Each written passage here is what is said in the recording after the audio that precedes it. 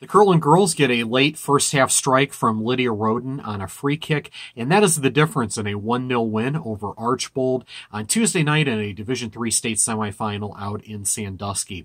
Late-night match analysis after driving back from Sandusky. What could possibly go wrong? But I guess we'll find out. I got my caffeine here, so I'm good.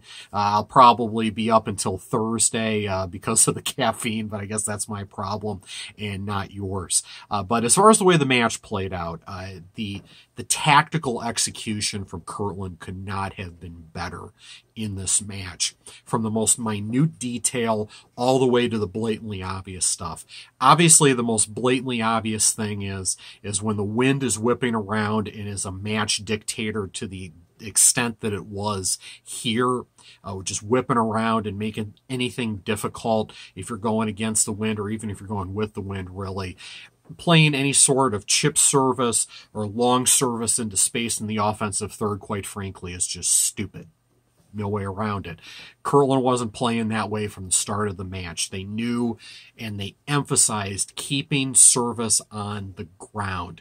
And the possession and the combination play was just so composed from the start of this match. I was very pleased with how the Hornets set that tone early in this match, not getting rattled on any touches, just knocking it around in the middle of the park, looking for the best opportunities, trying to work some give and goes out wide to trigger the attack that way.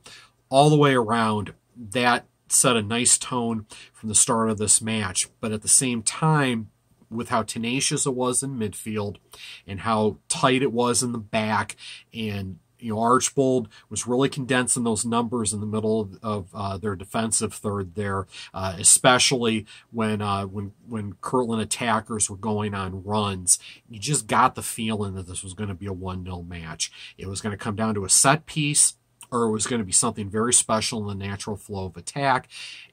As it turns out, it ends up being a combination of both. Something special, but on a set piece. And Lydia Roden delivers a beautiful moment there in the 33rd minute. Maya Zavko wins the free kick. Maya, once again, had a sensational match on a big stage. Ball winner with work rate. If she wasn't on the touch, she was within 5 yards of it. She had a tremendous match. And that's something that we're used to by now. But anyway, she wins the free kick there. Lydia Roden steps over it. And I think an underrated moment to what happened there was before the center ref whistled for a restart in play, the wind actually pushed the ball a few yards to the left. And obviously you can't take a free kick if the ball's rolling away from you. So they have to stop for a moment. Lydia has to pick up the ball, put it back in the spot where the free kick's supposed to be. And it gives her another few moments to kind of envision what she wants to do with it. And she can see the situation as it plays out. The traffic in the box. The fact that, with all due respect, the Archbold goalkeeper wasn't exactly 6'5". You can kind of envision that moment where she knew she wanted to take a left-footed in-swinger, go upper 90 with it, test the keeper, put it in a spot where it's really difficult for her to get to it, and that's exactly what she did. And the strike really reminded me of that goal that she had in the district semifinal against Beechwood. If you guys will remember, they had an instance there where they got a corner.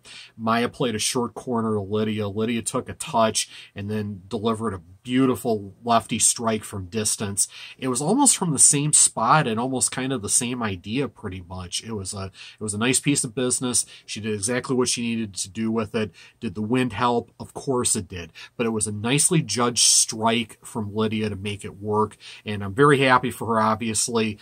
She had that scare at the end of the regular season. The possibility she might have a torn ACL. It didn't end up being a torn ACL, and she's able to go out there and deliver a big goal for her side. So a special moment for her, and certainly a special moment for Kirtland.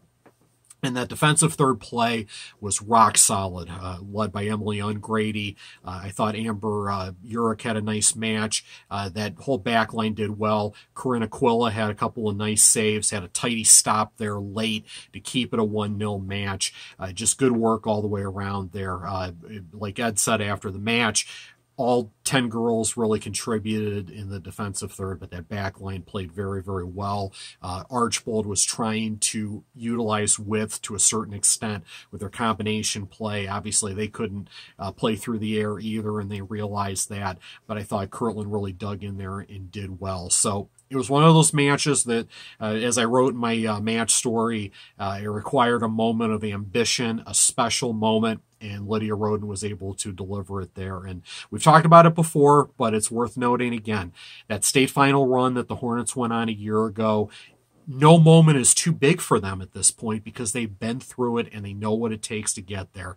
And once again, they're going to hit the road to Columbus and try to win that D3 state title this time around. But what a result to take them there. A very hard-fought and well-earned 1-0 win over Archbold on Tuesday.